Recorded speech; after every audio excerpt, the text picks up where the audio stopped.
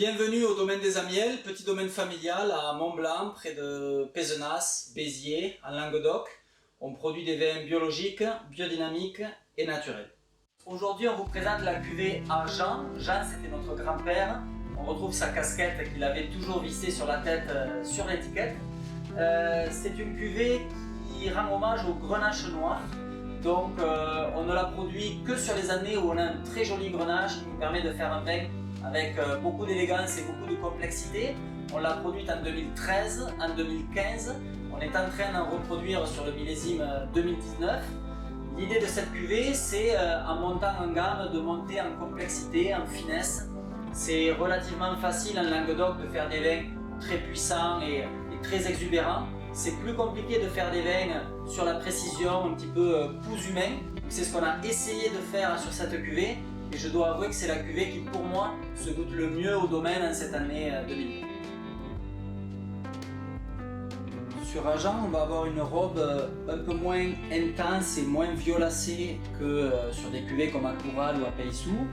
Déjà parce qu'on va avoir des cépages qui sont différents. Agen, c'est basé sur le grenache, mais aussi par l'âge.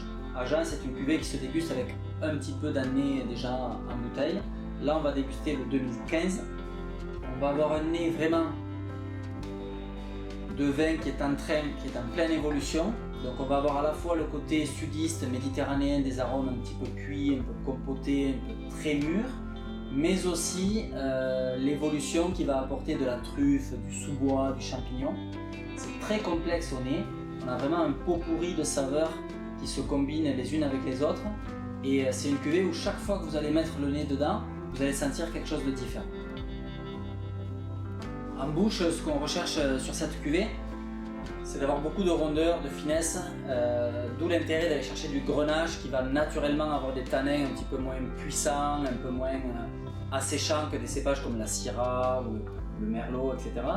Et du coup, on a un vin vraiment tout en finesse, tout en rondeur, tout en délicatesse. Voilà. C'est une cuvée qui va, encore une fois, très bien vieillir. C'est une cuvée pour moi qui appelle l'agneau. On a envie de manger un carré d'agneau avec du thym, ça s'appelle la garrigue. Donc faites-vous plaisir à table avec cette bouteille. N'hésitez pas à l'ouvrir un petit peu à l'avance si vous êtes nombreux et que vous allez avoir simplement un verre par personne. Si vous êtes deux, ne vous posez pas de questions, elle vous fera le repas entier.